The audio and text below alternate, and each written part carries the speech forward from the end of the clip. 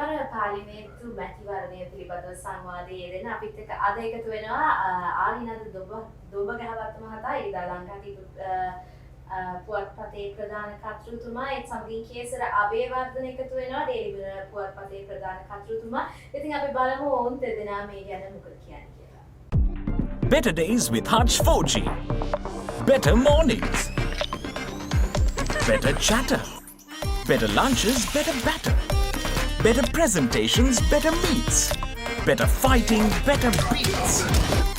Hutch 4G means better suits, better roots, and even better hoots. Hutch is better all day, any day. Experience better days with a bigger, better 4G. Hutch 4G, now bigger and better. මෙවර මේ පාර්ලිමේන්තු මැතිවරණය මෙරට මැතිවරණ ඉතිහාසයේ සුවිශේෂ වූ වාර්තා රසක් තබ්පු මැතිවරණයක් කියලා හිතන අපිට කියන්න පුළුවන් මයිදාන කේසර. ඔව්. මොකද විශේෂයෙන්ම දැන් ඒක ගත්තාම 977 මට මතකයි 977 ජේ.ආර්. ජයවර්ධන මේ ජනාධිපතිවරයා අලුත් කොන්ස්ටිටියුෂන් අලුත් ව්‍යවස්ථාවක් හඳුන්වලා දුන්නා 978 77 පළයට පත්වලා 78 අලුත් ව්‍යවස්ථාවක් හඳුන්වලා දුන්නා. මේ ව්‍යවස්ථාව තුල තමයි මේ සමානුපාතික ඡන්ද ක්‍රමය මේ ආවේ ඊට පෙර තිබ්බේ මේ කේවල ඡන්ද ක්‍රමයක්. ඒ සමානුපාතික ඡන්ද ක්‍රමය ආවේ ඒ 78 ව්‍යවස්ථාවේ. මේ 78 ව්‍යවස්ථාව එළි දක්කම ගමන් ජේ.ආර්. ජයවර්ධන මහත්මයා කියපු කතාවක් තමයි මීට පසු කිසි කෙනෙකුට 3/2 බලයක් ගන්න පුළුවන් කමක් නැහැ කියලා. මොකද ඒකට හේතුව කේසර දැන් 970 ගත්තාම 70 සමග පෙරමුණ ආණ්ඩුව විශාල අති විශාල ජයග්‍රහණයක් ලැබුවා. මොකද ඔවුන් මේ 3/2 බලයක් ගත්තා. ඒක නිසා තමයි ජේ.ආර්. ජයවර්ධන ජනාධිපතිවරයා අර විදිහට කිව්වේ මීට පස්සේ 3/2 මේ සමානුපාතික ක්‍රමයේ යටතේ 3/2 බලයක් කාටවත් ගන්න පුළුවන් කමක් නැහැ. Experience better days with a bigger, better 4G. Hutch 4G, now bigger and better. ඒ වගේම මම හිතන්නේ දුඹගත්ත මාත්‍ය දැන් මේ ඉස්සෙල්ල හැමදාම මේ මම හිතන්නේ මේ ඔය සමානුපාතික ක්‍රමය හඳුන්වා දෙන්න එක හේතුවක් තමයි කේවල ක්‍රමයේ යටතේ පාර්ලිමේන්තු බලය විශාල වශයෙන් එක පක්ෂයකට ලැබුණත් පොපියුලර් වෝට් කියන අපි ජනප්‍රිය ඡන්දය අනික් පක්ෂවලටත් විශාල වශයෙන් තිබෙන අතරතුර තමයි පාර්ලිමේන්තුවේ විශාල බලතලයක් එක පක්ෂයකට ලැබෙන්නේ. මම හිතන්නේ ඒක තිබෙන ඒතන තිබෙන අර මේ ඉම්බැලන්ස් එක නැති කරන්න තමයි මේ ජේ.ආර්. විසින් මේක ගෙන කරා. ඔය එක පැත්තකින් අනිත් පැත්තකින් මේ කේසර දැන් මෙන්න මෙහෙම එකක් තියෙනවා. දැන් මොකද සුළු ජන ඡන්ද පිළිබඳව ඒ කියන්නේ මේ ප්‍රශ්නයක් මතුවුණානේ. ඒ කියන්නේ ඒ සුළු ජන ඡන්ද හා සුළු පක්ෂ සුළු ජන පක්ෂ වලට දැන් ඔවුන්ට මේ අර කේවල ඡන්ද ක්‍රමයේ යටතේ තනි එන්න පුළුවන්කමක් ලැබුණේ නැහැ. මොකද එක පැත්තකින් ගත්තාම ඔවුන්ගේ ඡන්ද විසිරලා තියෙනවා. විසිරලා තිබ්බහම ඒ සියලු ඡන්ද ඒකරාශී කරපුවාම තමයි උන්ට බලයක් ලැබෙන්නේ. නමුත් ඒ විසිරලා තියෙන ඡන්ද වලින් තැන් තැන් වල තියෙන ඡන්ද වලින් උන්ට අර කේවල ක්‍රමයට බලයටපත් වෙන්න බෑ. ඉතින් ඒක නිසා උන්ට සාධාරණ කිටු කිරීමේ එක පැත්තක් තියෙනවා. ඒක කරපු මේවයි. නමුත් කෙසේ වෙතත් දැන් මෙතන තියෙන ප්‍රශ්නේ තමයි මේ සියල්ලමත් එක්ක මේ 3/2ක් කිසිම පක්ෂයකට ගන්න බෑ කියලා තිබ්බ මේ මතය මේකෙන් බිඳ දැම්මා. මොකද බිඳ වැටුනේ මේ නිකන් නෙමෙයි තනි පක්ෂයක් වශයෙන් 3/2 බලයක් ලබා ගැනීම ඉතාම ප්‍රබල වූ මේවාක් මම හිතන්නේ. Hutch එක දවස පුරා better 4G. Hutch 4G දෙවන්තයි සමීපයි. මොකද ඉතිස්සෙල්ලත් 2010ත් මම හිතන්නේ 3/2 ලබා ගත්තත් ඒ ලබා ගත්තේ වෙන පක්ෂ වලින් කොටස් එක්කව කරගෙන තමයි මහින්ද රාජපක්ෂ ජනාධිපතිතුමා විසින් 3/2 බලය ලබා ගත්තේ. නමුත් මේ අවස්ථාවේදී තනි පක්ෂයක් විසින් 3/2 බලය ලබාගෙන තියෙනවා. මම හිතන්නේ ඒක. අනිත් එක ගේසල මෙතන ලොකුම මම දකින්න ලොකු විශේෂ මේකක් තියෙනවා. දැන් අපේ මේ අනුපාත සමානුපාත ඡන්ද ක්‍රමයේ යටතේ අපේ රටේ අපේ පාර්ලිමේන්තුවේ කියන්නේ මැතිවරණ ඉතිහාසයේ පාර්ලිමේන්තුව තුළ තිබ්බ දෙයක් නෑ කිම් මේකර්ස්ලා. හරි රජුන් තනන්නෝ බිහිවීම. දැන් රජුන් තනන්නෝ බිහිවීම තුළ තමයි කිම් මේකර්ස්ලා හරහා තමයි මේ බලය අර 3/2ක් නැති බලය වුන් වැඩි කරගත්තේ. හරිද? ඇති කරගත්තේ පාර්ලිමේන්තුව තුළ මේ රජුන් තනන්නෝ හරහා. දැන් ඒක මෙතන බිඳ වැටලා තියෙනවා. දැන් රජුන් තනන්නෙක් අවශ්‍ය වෙන්නේ නැහැ. හරිද? දැන් රජු තමයි රට ජනතාව විසින් කෙලින්ම බලය දීලා තියෙනවා. එතකොට දැන් 3/2 බලයක් මෙතන ලැබිලා තියෙනවා. එතකොට කාටවත් කේවල කරන්න අවස්ථාවක් ලැබෙලා නැහැ. ඉතින් ඒකත් මා විශේෂ. ඒ වගේ ඔබතුමා කිව්වා වගේ අර මේ ජයවර්ධන මැතිතුමා 77 ව්‍යවස්ථාව අලුතෙන් ওই ඡන්ද ක්‍රමය ව්‍යවස්ථාවෙන් පසුව අරන් දෙන. ඒ වගේම 77 ඡන්දයේදී මම හිතන්නේ එතෙන්දී එක්සත් ජාතික පක්ෂයකට 6.5ක බලයක් ලැබුණා. ඒ අවස්ථාවේදී සම සමාජ පක්ෂය ලංකාවේ එතකොට තිබ්බ දැවැන්තම දේශපාලන පක්ෂ වෙච්ච සම සමාජ පක්ෂයයි කොමියුනිස්ට් පක්ෂයයි සම්පූර්ණයෙන්ම අතුගෑවිලා ගියා. ශ්‍රී ලංකා නිදහස් පක්ෂය ඉතාමත්ම සුළු ආසන සංඛ්‍යාවකට පහළ බැස්සා. අමිත ලිංගම් මහත්තයා ලංකාවේ විපක්ෂ නායක වුණා. ඉතින් මේ වගේ තත්ත්වයක් ඇති වුණා. ඉතින් ඒකේ අනිත් පැත්ත මේ අවස්ථාවේදී හරියට නිකන් දෛවයේ සරදමක් වගේ එක්සත් ජාතික පක්ෂය සම්පූර්ණයෙන්ම ඒ කියන්නේ ඡන්දයෙන් පත් වෙච්ච එක മന്ത്രിවරයෙකුට නැති තත්ත්වයට පත් වෙලා තියෙනවා. ජාතික ලයිස්තුවේ එක ආසනයක් පමණක්. Hutch එක දවස පුරා better 4G. Hutch 4G දැවැන්තයි සමීපයි. ඔව් අත් වශයෙන්ම දැන් එක්සත් ජාතික පක්ෂය කිව්වහම අපේ රටේ ප්‍රධාන පළවෙනි දේශපාලන පක්ෂය. දැන් නිදහසෙන් පස්සේ හදපු පළවෙනි දේශපාලන පක්ෂය තමයි එක්සත් ජාතික පක්ෂය. එතකොට ඒ ප්‍රබල දැවැන්තම දේශපාලන පක්ෂය. එතකොට ඒ දැවැන්තම දේශපාලන පක්ෂයේ එකම ආසනයක්වත් මැතිවරණ ආසනයක්වත් නැති මට්ටමකට මේකෙන් සම්පූර්ණම හේදලා යන මට්ටමකට පත්වීම අත්වශයෙන්ම ඔබ කිව්වා වගේ මහා විශාල මේකක්. ඒක තමයි අපි කිව්වේ අර වාර්තාගත මැතිවරණයක් කියලා එක වාර්තාවක් ඒක. හරි. ඒ වගේම එක්සත් ජාතික පක්ෂය තුල එක්තරා මතයක් මම හිතන්නේ ගොඩාක් කාලයක් මේ පැවතුණා. රටේ ඡන්ද ප්‍රමාණයෙන් අඩුම ගානේ 130ක විතර බ්ලොක් වෝට් එකක් එක්තරා ස්ථාවර ඡන්ද ප්‍රමාණයක් එක්සත් ජාතික පක්ෂයේ හිමි කියන මතයක් තිබුණා. නමුත් ඒක මම හිතන්නේ ගියවර ජනාධිපතිවරණයේත් එක්තරා දුරකට ඒක ඒ මතය එහෙමම නෑ කියන එක පෙනුණා. ඒ වගේම මේ අවස්ථාවේදී ඒ තියෙන ස්ථාවර ඡන්දය සම්පූර්ණයෙන්ම නව මේ සමගි ජන බලවේගය විසින් අරගෙන තියෙනවා 120ක් විතර තරමට ඒ පහළ බැසලා තියෙනවා. ඔය එතන කියනසර තවත් ඔය කියපු කතාවේදී තවත් විශේෂ දෙයක් තමයි සුවිශේෂම සිදුවීමක් තමයි මේ මැතිවරණයේදී ලංකාවේ පළමුවරට ඒ කියන්නේ අලුත් මැතිවරණ පක්ෂ දෙකක් හරිද බලයටපත් වීම. ඒ කියන්නේ දැන් කිසිම අලුත් මේ කියන්නේ මුලින්ම මැතිවරණයකට ඉදිරිපත් වූ පක්ෂයක් බලයටපත් වීමක් කවදාවත් සිදු වෙන්නේ නැහැ. දැන් ශ්‍රී ලංකා පොජ්ජන පෙරමුණ පළවෙනි වරට තමයි මහා මැතිවරණයකට ඉදිරිපත් වෙන්නේ. හරි. මහා මැතිවරණ ඉදිරිපත් වෙලා ඔවුන් අද බලය ලබා ගන්නවා. එතකොට සමගි ජන බලවේගය ගත්තාම ඔවුන් පළවෙනි වරට තමයි මහා මැතිවරණයකට ඉදිරිපත් වෙන්නේ. එතකොට ඔවුන් අද විපක්ෂයේ බලය ලබා ගන්නවා. ඉතින් මේකත් ඇවිල්ලා හිටන් මම හිතන්නේ මා වාර්තාගත වූ ඒ වගේම අලුත් දේශපාලන මම හිතන්නේ පක්ෂ හා වෙනත් අයත් විශාල වශයෙන් යම් ආසන දැන් අපි බැලුවොත් පිල්ලයන් TMVP පක්ෂය නැගෙනහිර පළාතේ ආසනයක් අරගෙන තියෙනවා. ඒ වගේම ජාතික ලයිස්තුවෙන් රතන හාමුදුරුවෝ සහ ඥානසාර හාමුදුරුවන්ගේ පක්ෂයට එක ජාතික ලයිස්තු ආසනයක්. ඒ වගේ මේ නව නව දේශපාලන පක්ෂත් ඒ වගේම උතුරේ විග්නේශ්වරන්ගේ පක්ෂය හා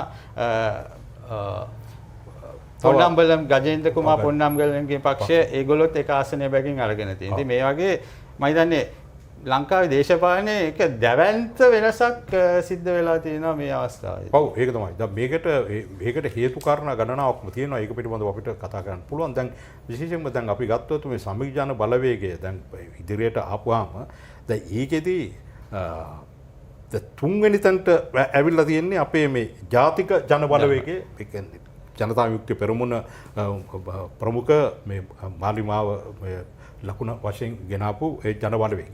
දැන් මෙතනදී විශේෂ වූ මේකක් තියෙන්නේ එක්සත් ජාතික පක්ෂයේදී යට කරගෙන තමයි වුන් උඩට ඇවිල්ලා තියෙන්නේ.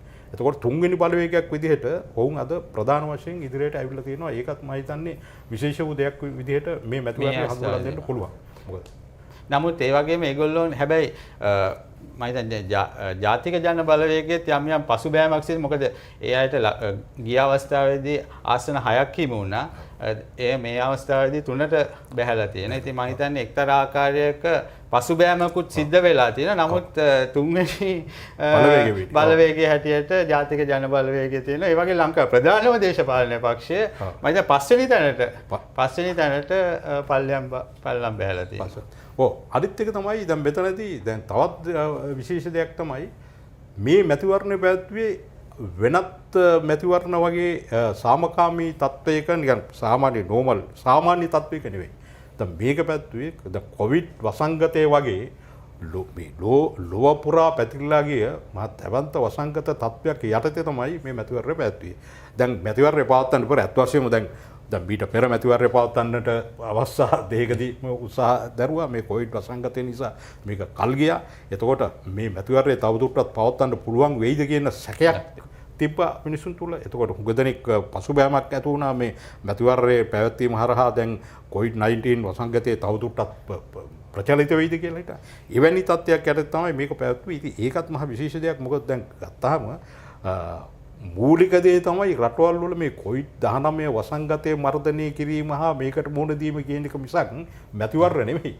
දැන් අග්නිදිග ආසියාව ගත්තොත් මේ අපේ මේ ආසියාකරේ එකම රට මම හිතන්නේ ශ්‍රී ලංකාව මෙවැනි තත්ත්වයක් තුළ මේ මැතිවරණයක් දාලා ඒ කියන්නේ ආණ්ඩුව පැත්තෙන් ගත්තොත් දැන් ওই කොවිඩ් වසංගතය වගේ මේ වසංගත තත්ත්වයක් තුළ හැම ආණ්ඩුවක්ම මේ ජනප්‍රියත්වයෙන් පහළ වැටලා තියෙන්නේ. පසුබෑමකට ලක් වෙලා තියෙන්නේ. දැන් ඇමරිකාව උදාහරණයක් ගත්තොත් ට්‍රම්ප්ම කියන දෙයක් නමයි මම ජනප්‍රිය නැති නායකයෙක්. හරි ට්‍රම්ප් ජනාධිපතිතුමා මැතිවරණය කල් දමා ගැනීම සඳහා යම් උත්සාහ දරමින් ඉන්නවා. ඉතින් එවැනි තත්ත්වයක් යටතේ මේ වසංගත තත්ත්වය යටතේ මේ මැතිවරණය පැවැත්වලා මෙච්චර ජයග්‍රහණයක් ජනතාවගේ ජයග්‍රහණයක් ලබා ගැනීමත් විශේෂ. Experience better days with a bigger, better 4G.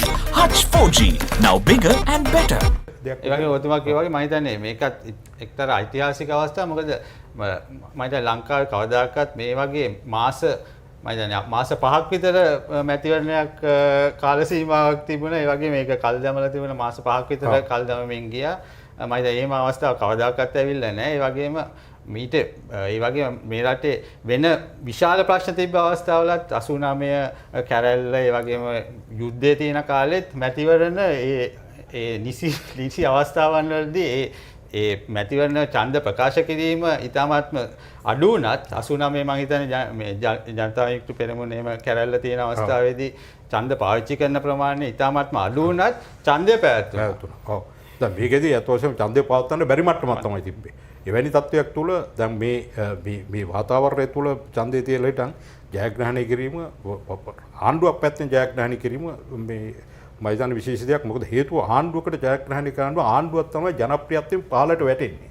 මොකද මේ වගේ තත්ත්වයක් තුළ පහළට වැටෙන ආණ්ඩුව. නමුත් මෙතනදී වෙලා තියෙන්නේ ආණ්ඩුව ජනප්‍රිය තත්ත්වයෙන් ඉහළට ගිහිල්ලා හිටන් අද මැතිවරණේ ප්‍රධාන තත්ත්වයකට පත් වෙලා තියෙන එක. මේකත් මම හිතන්නේ විශේෂ කරුණක්. අනිත් එක තමයි දැන් මේකෙදි මම දකින්න තව දෙයක් තමයි දැන් මහින්ද රාජපක්ෂ මහත්මයා අගමැතිවරයා වශයෙන් මේකට ඉදිරිපත් වෙන්නේ. ඔවුන් ලක්ෂ 5කට වැඩි මනාප ප්‍රමාණයක් ගන්නවා. මම හිතන ලංකාවේ පළමු වරට ලක්ෂ 5 ඉක්මවපු මනාප මේ ප්‍රමාණයක් දේශපාලඥයෙක් ලබා ගත්ත පළවෙනි අවස්ථාව මේක කියලා කියනවා. ඒකත් විශේෂ අවස්ථාවක්. අනිත් එක ඒක ලබා ගන්නේ කුරුණෑගල දිස්ත්‍රික්කයෙන් කොළඹ හෝ ගම්පහ දිස්ත්‍රික්කවලිනුත් නෙවෙයි. අනිත් එක මහින්ද රාජපක්ෂ මැතිතුමාගේ දේශපාලනයේ 2015 වෙනකම්ම ප්‍රධාන භූමිකාව තිබුණේ මේ හම්බන්තොට දිස්ත්‍රික්කයේ. ඉතින් උපම් ප්‍රදේශයේ. එතන ඉඳලා කුරුණෑගලට ඇවිල්ලා කුරුණෑගල මම හිතන්නේ මේ වගේ මනාප ප්‍රමාණයක් ලබා ගන්න පුළුවන් වෙච්ච ඒකත් ඓතිහාසික සිද්ධියක් වෙන්න ඕනේ. ඔව් අත් වශයෙන්ම දැන් ඒක ඓතිහාසික සිද්ධියක්. ඒක අතාරින්න බෑ. දැන් මේකෙදි තවත් දෙයක් අපි මට පේන දෙයක් තියෙනවා. දැන් මොකද මේකේ අර ඉපැරණි දේශපාලඥයෝ ප්‍රතික්ෂේප වීමකුත් තියෙනවා. එක්තරා මට්ටමකට ප්‍රතික්ෂේපයක් කියන්නේ පසු බෑමකට ලක් වෙන මට්ටමක් තියෙනවා. අලුත් චරිත ඉදිරියට ඇවිල්ලා තියෙන මට්ටමක් තියෙනවා. කොළඹ දිස්ත්‍රික්කය ගත්තොත් හැම දිස්ත්‍රික්කයකම හරිද? හැම දිස්ත්‍රික්කෙම ඉදිරියට ඇවිල්ලා තියෙනවා අර අලුත් චරිත. අර පරණ පළපුරුදු දේශපාලඥයෝ පොඩ්ඩක් පස්සේ මෙතර කල් අපිට පුරුදු මූණු පස්සට ගිහිල්ලා තියෙනවා. කොළඹ විමල් ඊරවංශ අභිබවා සරත් වීරසේකර ඇවිල්ලා තියෙනවා. ඒ වගේම මාතර ගත්තොත් දලසලා පෙරුම මහින්දයාපා බේවර්ධන ඒ වගේම පළපුරුදු අපිට පුරුදු දේශපාලනයක් අභිබවලා නිපුණ රණවක එතුමට නම් මේ රාජපක්ෂ පවුලට තියෙන සම්බන්ධතාවය ඒ වගේම දෙවෙනි ස්ථානට ඇවිල්ලා තියෙන්නේ වෙනත් අපේක්ෂකෙක් කරුණා ඔහු කවදාවත් දේශපාලනට ආපු කෙනෙක් නෙමෙයි නවකෙක්. ඉතින් මේක එකම දැන් ගම්පා ගත්තා. ඒ වගේම කුරුණෑගල දිස්ත්‍රික්කයේ රත්නසේකර මැතිතුමා මම හිතන්නේ තුන්වෙනි තැන තුන්වෙනි තැනට ඇවිල්ලා තියෙනවා. ඉතින් ඒ වගේ අලුත් චරිත හුඟක් මතුවලා තියෙනවා. දැන් ගම්පහ දිස්ත්‍රික්කය ගත්තහම ගම්පහ දිස්ත්‍රික්කයේ ප්‍රසන්න රන්තුංග වගේ දැවැන්ත දේශපාලන චරිත, එහාට සම්බන්ධ දේශපාලන චරිත දැන් ඔහු පාරම්පරිකව තිබ්බ දේශපාලන චරිත. ඔහු ටිකක් පස්සට ඇවිල්ලා ඉදිරියට ගිහිල්ලා තියෙනවා. නාලගොඩේ. නාලගොඩේ නව චරිතයක් ඉතින් අත් වශයෙන්ම. දැන් එතනදී ජනතාව තුළ තියෙනවා සාමාන්‍යයෙන් අර ප්‍රොෆෙෂනල් අර වෘත්තීයමය අර මේ අර වෘත්තිකම් පිළිබඳව ටිකක් ඒ වගේ මම හිතන්නේ ඒ වගේ අය විශේෂයෙන්ම මම හිතන්නේ මේ ශ්‍රී ලංකා පොදු ජන පෙරමුණේ ලයිස්තු වල ඒ අය වැඩිපුර මොකද ඒ අය මේගොල්ලෝ වැඩිපුර ආසන ලබා ගත නිසා ඒ වගේ අය වැඩිපුර පාර්ලිමේන්තුවට මේ සම්භාවිතාවක් වැඩිපුර පෙන්වලා තියෙනවා. දැන් ඒකත් මම හිතන්නේ හැම දිස්ත්‍රික්කෙම ඒක අපිට පේන දෙයක් තමයි. ඒ වගේම ඔබතුමා කිව්වා වගේ අර මේ පුරුදු මූණු ඈත් වෙලා තියෙන වගේ මාතලේ දිස්ත්‍රික්කේ මම හිතන්නේ දශක ගණනාවකට පස්සේ අලු විහාරෙලා මේ අවස්ථාවේදී නැති වෙලා තියෙනවා. මේක මම හිතන්නේ සුවිශේෂයි. සුවිශේෂ පාරම්පරික දේශපාලන සම්පූර්ණ පාරම්පරික දේශපාලන සම්පූර්ණ නැති වෙලා මේ වගේ ඒ අලු විහාරේ මම හිතන්නේ සහෝදරයෝ දෙදෙනාගේ එක්කෙනෙකුටවත් එන්න බැරිලා තියෙනවා. රෝහිණී කවිරත්න මැතිණිය තමයි මේ ඇවිල්ලා තියෙන්නේ මේ මාතලේ සමග ජන බලවේගය තුල. අනිත් එක තමයි මේ ඒසර මම දැක්ක තවත් විශේෂ දෙයක් තමයි දැන් ඉස්සර මේ වතුකරේ ඡන්ද පිළිපදව. හරිද? තිබ්බ මේ ඒකෙත් යම් වෙනස් තත්ත්වයක් ඇතුළත තියෙනවා. දැන් නුවරඑළිය දිස්ත්‍රික්කයේ ගත්තුවා නුවරඑළිය දිස්ත්‍රික්කයේ එකක් තමයි මේ එක්සත් ජාතික පක්ෂයට ටිකක් වැඩි වාසි සහගත තත්ත්වයක් තිබ්බ දිස්ත්‍රික්කයක් බවට තමයි පත් වෙලා තිබෙන්නේ. නමුත් මේ පාර නුවරඑළිය දිස්ත්‍රික්කයේ එක්සත් ජාතික පක්ෂයේ එක්කෙනෙක්වත් පත් වෙලා නැහැ.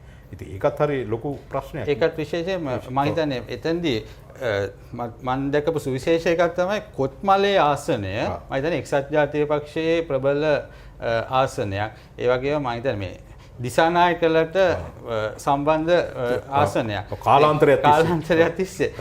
නමුත් මේ අවස්ථාවේ මේ සැරේ නවීන් දිසානායක මැතිතුමා එක්සත් ජාතික පක්ෂයේ ප්‍රධාන අපේක්ෂකයා හැටියට හිටියත් කොත්මලේ ආසනයේ එක්සත් ජාතික පක්ෂයට මට මතක හැටියට 2000කට අඩු ඡන්ද සංඛ්‍යාවක් තමයි ලැබිලා තිබුණේ. දැන් ඔබ ඒ කියනකොට මට මතක් වුණේ දැන් කේසර දැන් මෙහෙම එකිනෙකා එක විදිහට විග්‍රහ කරනවා. මේ මැතිවරණ එක්සත් ජාතික පක්ෂය පැත්ත ඒ කියන්නේ පසුබෑමකට ලක් වෙන්න හේතුවක් වුණේ මේ පක්ෂ දෙකට කැඩීම කියන එක පිළිබඳව එකිනෙකා විග්‍රහයක් කරනවා.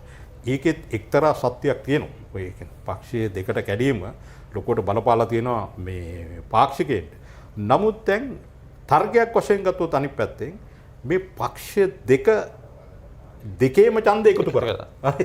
මම මේක ඊයේ වජිරාභයාදල මැතිතුමත් පුවත්පත් සාකච්ඡාවේ ප්‍රකාශ කරා. ඒ කියන්නේ ඒ පක්ෂ ඒ දෙක පමණක් නෙවෙයි අනිත් සියලුම එකව කරත් භාගයකට එන්නත් බැරි අවස්ථාවක් මම හිතන්නේ. ඒක සුවිශේෂ ජයග්‍රහණයක් ඒ අතින් බලනකොට. ඔව් ඒක තමයි. දැන් ඒක නිසා මම හිතන්නේ මේ පක්ෂ දෙකට කැඩීම නෙමෙයි හේතු. සාධකය. ඔව් ප්‍රධාන සාධකය ඒකම නෙමෙයි. දැන් කවුරුත් කියනවා මේ පක්ෂ දෙකට කැඩීමම තමයි නිසා මේ තත්ත්වය වුණා කියලා. නමුත් ඒක පිළිගන්න බෑ. එහෙමනම් එක්තරා මට්ටමකට එන්නම නැත්නම් සමග ජන බලවේගයේ පැත්තට එක්සත් ජාතික පක්ෂයේ 90ක් විතර එකතු වෙලා තිබුණා. ඒකට වුන් හරහා මේක මතුවෙලා එන්න තිබ්බනේ. නමුත් එහෙම මේ වැඩ පිළිවෙලකුත් නැහැ. ඉතින් එහෙම මේ බලවේගයක් නිර්මාණය වෙලත් නැහැ. Experience better days with a bigger, better 4G. Hutch 4G. Now bigger and better. ඒ වගේම අර මේ කොළඹ දිස්ත්‍රික්කයේ මං හිතන්නේ සුජීව සේනසිංහ මැතිතුමාට එහෙම හිරුනිකා ප්‍රේමචන්ද්‍රට බැරි වෙලා තියෙනවා. කළුතර දිස්ත්‍රික්කයෙන් අජිත් පෙරේරාට බැරි වෙලා තියෙනවා. ඉතින් මේ වගේ මම හිතන්නේ ඒ වගේම අනුරාධපුර දිස්ත්‍රික්කයේ අපිට දැන් අවුරුදු ගාණක් තිස්සේ දැකලා පුරුදු චන්ද්‍රානි බණ්ඩාර හා පී හැරිසන් යන දෙන්නටම එන්න බැරි වෙලා තියෙනවා. මේක මම හිතන්නේ ඒ වගේ විශාල වශයෙන් මේ පුරුදු දේශපාලන මූණු අයින්වීමේ යම් කිසි ප්‍රවණතාවයකුත් මේ තුළ පෙන්නුම් කෙරෙනවා. ඔව් ඒක තමයි. දැන් වුන් නැවිලා හිටන් මේ හිටපු අමාත්‍යවරු අමාත්‍යාංශ ප්‍රබල අමාත්‍යාංශත් එක්ක කටයුතු කරපුවා. ඉතින් උන්ට අත් වශයෙන්ම ඡන්ද පදනමක් තිබ්බාය. දැන් මට මතකයි පී හැරිසන් පසුගිය පාර්ලිමේන්තු මැතිවරණයේදී කුරුණු මේ අනුරාධපුර දිස්ත්‍රික්කයේ ප්‍රධාන එකට ආපු කෙනා තමයි දැන් මේ පාර මේකෙන් හැලිලා තියෙන්නේ. ඔව්. ඉතින් ඒකත් හරි මේ සුවිශේෂ මේ තත්වයක්. ඉතින් දැන් මේ මැතිවරණේ ඒ වගේ විවිධාකාර අන්දමින් වාර්තා ගණනාවක් තබපු මැතිවරණයක් විදිහට කියන්න පුළුවන්. නමුත් එකක් තියෙනවා. දැන් මැතිවරණ ජයග්‍රහණය තුලින් ජනතාව බලාපොරොත්තු වුණු විශේෂ මේකක් තියෙනවා. මම දකින දෙයක් තමයි එකක් COVID-19 මේ වසංගතයේ පාලනය කිරීමේ ක්‍රමය මේ කළමනාකරණය කරපු ආකාරය පිළිබඳව ජනතාව තුළ එක්තරා විශ්වාසයක් ඇති වෙලා තියෙනවා. ජනතාවගේ ප්‍රසාදයක් මතු වෙලා තියෙනවා. එකක් අනිත් එක තමයි මේ කුඩු හා පාතාලය. හරිද? මර්ධනය පිළිබඳව ආණ්ඩුව මෑත කාලීනව ගත්ත පියවර පිළිබඳව ජනතාව තුළ විශාල ප්‍රසාදයක් තියෙනවා. මම හිතන්නේ ඒ ගැන මම හිතන්නේ ගාමීය මට්ටමේ නාගරික මට්ටමේ හැමතැනම විශාල ප්‍රසාදයක් තියෙනවා. විශේෂයෙන්ම මේ කුඩු පිළිබඳව මම හිතන්නේ ඒක ලංකාවේ මේ සමාජය තුළ දැඩි ලෙස මේක ගිහිල්ලා ඒ පවුල් විනාශ වෙලා තරුණ අයගේ ජීවිත විනාශ කරන එහෙම ලොකු ප්‍රවණතාවයක් තියෙන අවස්ථාවක මම හිතන්නේ දැඩි පියවර ගැනීම ගැන ජනතාවගේ විශාල ප්‍රසාදයක් තියෙන. ඒ වගේම මම හිතන්නේ මෙතෙන්දී මේ ගෝඨාභය රාජපක්ෂ ජනාධිපතිතුමා කෙරෙහි ජනතාවගේ විශාල විශ්වාසයක් තියෙන බවකුත් මම හිතන්නේ මේකෙන් එතුමා ගෙනියන්නේ කළමනාකරණය හා මේ දේවල් කළමනාකරණය කිරීමෙන් ගෙනියන මේ නව වැඩපිළිවෙලක් ගැන මිනිස්සුන්ට බලාපොරොත්තුවක් තියෙන බවක් මේකෙන් පෙනී යනවා. අත වශයෙන්ම දැන් ඔබ කියපු කතාව හරිය. දැන් මෙතනදී ප්‍රධාන මේ ජයග්‍රහණයේ ප්‍රධාන හිමිකරුවා වන්නේ ගෝඨාභය රාජපක්ෂ මහත්මයා. මොකද ගෝඨාභය රාජපක්ෂ මහත්මයා කෙරෙහි තියෙන විශ්වාසය තමයි ඔහුට මේක ඉදිරියට ගෙනියෑම සඳහා තමයි මේ දීපු ජනවරමක් විදිහට තමයි මේක දකින්නේ. දැන් අපි දැක්ක දෙයක් තමයි පසුගිය දැන් මේ තිබ්බ පාර්ලිමේන්තු මැතිවරණයේ ප්‍රචාරක රැලිය වලට ජනාධිපතිවරයා සහභාගී වෙනකොට ග්‍රාමීය මට්ටමේ අර කාන්තාව හිම විශේෂයෙන් කෑ ගහලා කියපු දෙයක් තමයි අනේ මේ කුඩු නැති කරලා දෙන්න කියලා. හරිද? මේ අපේ මේ කුඩු නැති කරලා දෙන්න කියන කතාව තමයි වුන් හැම කෙනෙක්ම කිව්වේ. මොකද ඒ ග්‍රාමීය මට්ටමට බරපතල විදිහට මේ මත්කුඩු මේ වැඩපිළිවෙල ක්‍රියාත්මක වෙලා තියෙනවා. එතකොට ඔවුන්ට මේක හරිය ජන ජීවිතයට හරිය කරදකාරී තත්වයක්. ඉතින් ඔවුන්ගේ ලොකුම ඉල්ලීමක් බවට පත් වෙලා තියෙනවා. ඔවුන්ගේ ලොකු විශ්වාසයක් තියෙනවා මේ ජනාධිපතිතුමාගේ වැඩපිළිවෙල හරහා මේක කරන්න පුළුවන් වෙයි කියලා හිතනවා. මොකද එක පැත්තකින් ජනාධිපති මේ ගෝඨාභය රාජපක්ෂ මහත්මයා මේ කියන්නේ ප්‍රොෆෙෂනල් අර වෘත්තීය දේශපාලඥයෙක් නෙවෙයි. වෘත්තීය දේශපාලඥයෙක්. ඒක දේශපාලනට අලුතෙන් ප්‍රවිෂ්ඨ වෙච්ච කෙනෙක්. එතකොට ඔහු තුල තියෙනවා මේ දේශපාලනයේදී අර හමුදාවේ ඔහු ඉඳලා ගත්ත මේ හමුදා මේ පුහුණු වීම තුල ආපු එක්තරා විනයක් තියෙනවා. ඔය ඒක හරහා තමයි ඔහු යන්නේ. එතකොට අර දේශපාලන තීන්දුව తీරන මතට වඩා ඔහු අර ඒ ප්‍රශ්න පිළිබඳව ඒ විදිහට විනයත් එක්ක බලන්න. ඒ වගේම මම හිතන්නේ එතුමා අර ඔබතුමා කියවා වගේ වෘත්තීයමය දේශපාලනයකුත් නෙවෙයි, දේශපාලනේ හිටපු චරිතයකුත් නෙවෙයි නිසා අර දේශපාලනේ ඉන්න අයට එකතු වෙන ඔවුන්ට එකතු වෙන බොහෝ දේවල් තියෙනනේ අවුරුදු ගානක් තිස්සේ. ඒ කිසිම දෙයක් එතුමාට නැති හින්දා ඒ සම්බන්ධතා එහෙම නැහැ.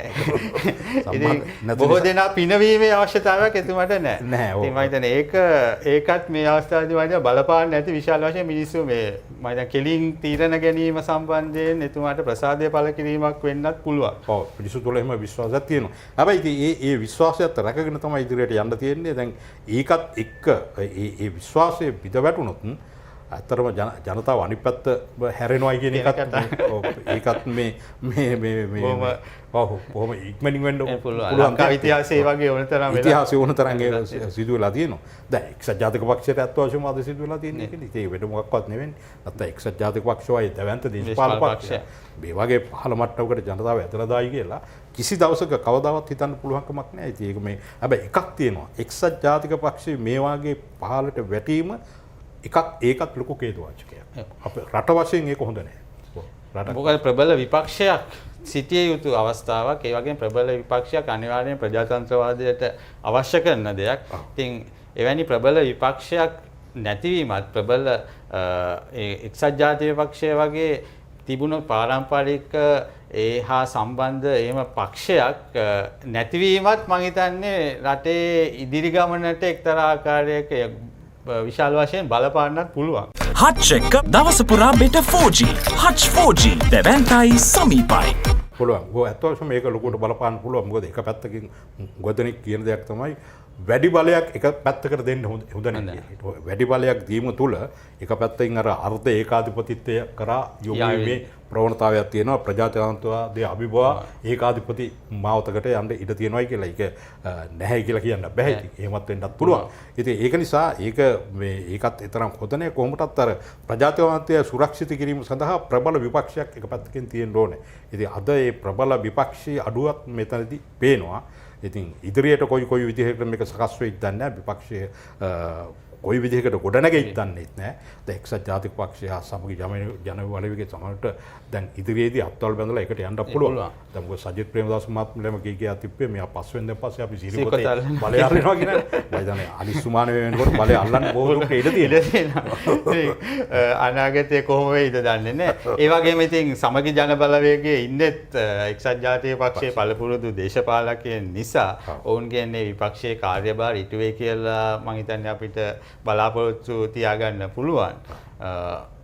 ඒ වගේම මම හිතන්නේ තව කාරණයක් මට මේ ඡන්දයෙන් මං දැකපු එක්තරා තව කාරණයක් තමයි මේ 90 දශකයේ ඉඳලා ලංකාවේ දේශපාලනයේ එක්තරා තිබ්බ ප්‍රවණතාවයක විශේෂයෙන්ම නව ලිබරල් ඒ වගේම මේ විශේෂයෙන්ම NGO මූලික කරගත්ත නව ලිබරල් දර්ශනයක් තුලින් ඇතිවෙච්ච ලංකාවේ දේශපාලනයේ හිටපු ප්‍රධාන චරිත තුනක් තිබුණා. චන්ද්‍රිකා බණ්ඩාරනායක කුමාරතුංග මැතිණිය, මංගල සමරීර හා රනිල් වික්‍රමසිංහ කියන මේ ප්‍රධාන චරිත තුන. මේ ප්‍රධාන චරිත තුනම අද දේශපාලනයෙන් ඉවත් කරන තත්ත්වයකට පැමිණ තිබෙනවා කියන එකත් මම හිතන්නේ ඒකත් සුවිශේෂ දෙයක් මට හිතෙනවා. හච් එක දවස පුරා බෙට 4G. Hutch 4G දැවැන්තයි සමීපයි.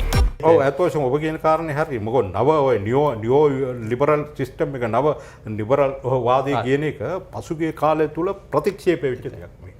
අපේ සමාජයෙන් ප්‍රතික්ෂේප දෙයක්. මොකද ඇත්තටම දැන් නව ලිබරල් වාදයේ කියන එකම යුරෝපීය සමාජයට ගැලපුණාට අපි වාගේ මේ සමාජයකට නව ලිබරල් වාදය ගැලපෙන්නේ නැහැ. ඉතින් ඒකේ නව ලිබරල් වාදයේ අපිට ගත යුතු යම් දේවල් තියෙනවා. නමුත් ගත යුතු යම් දේවල් තිබ්බට අපේ සංස්කෘතියත් එක්ක අපේ සංස්කෘතිය අපේ සමාජ ක්‍රමයත් එක්ක එහෙම යනකොට ඒකෙදි බොහෝ දේවල් අපිට සම්බන්ධ වෙන්න බෑ. දැන් මේ අය ඒවා සම්බන්ධ කරන්න උත්සාහ කරනවා. ඉතින් ඒක තමයි දැන් පහුගිය කාලේ දැක්කනේ අර මේ අර සින්දු එහෙම අදලා මොකක්ද අර මේ අර බෞද්ධ ගාථා වලට එහෙම ඒ වගේ නිබ්බාන පරමංසුකම් කියන එක හරි ඒ වගේම දාලා නිබ්බාන පරමංසුකම් කියන එකට එහෙම ඒකට අර මොකද ගුවන් විදුලි යම් නාට්‍ය නිර්මාණය කළා. ඒ කට්ටියගේ නව ලිබරල් වාදී චින්තනයත් එක්ක ඇති වෙච්ච දේවල් ඉතින්. අයිද මේක මේ 90 ගණන් වල වගේ ලංකාවේ මේ දේශපාලන ප්‍රධාන ධාරාවට පැමිණි දෙයක් මම හිතන්නේ. ඒක තමයි. ඒත් වශයෙන් ඒවා ප්‍රතික්ෂේපිත වූ දේවල් දැන් ජනතාව ඒක කෙලින්ම ප්‍රතික්ෂේප කරලා තියෙනවා. දැන් ඒක තමයි කියන්නේ.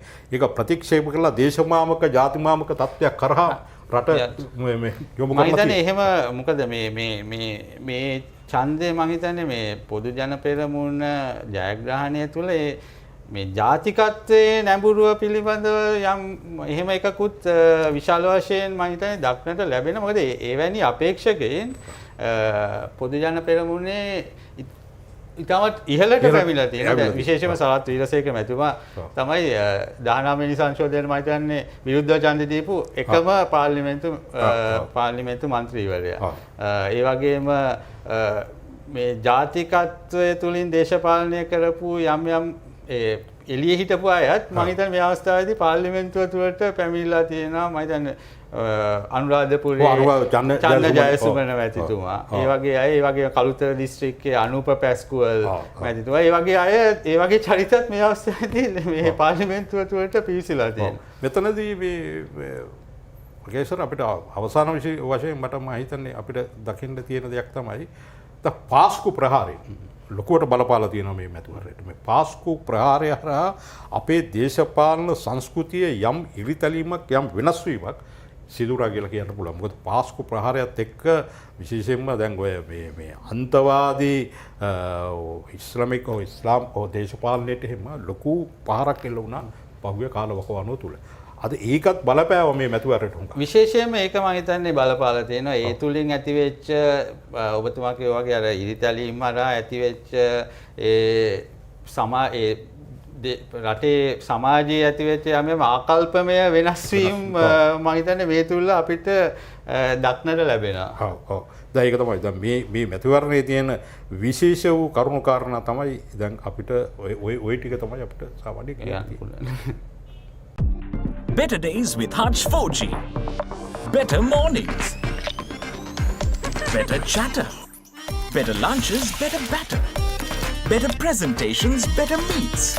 Better fighting, better beats. Hutch 4G means better suits, better roots, and even better hoots. Hutch is better all day, any day. Experience better days with a bigger, better 4G. Hutch 4G, now bigger and better.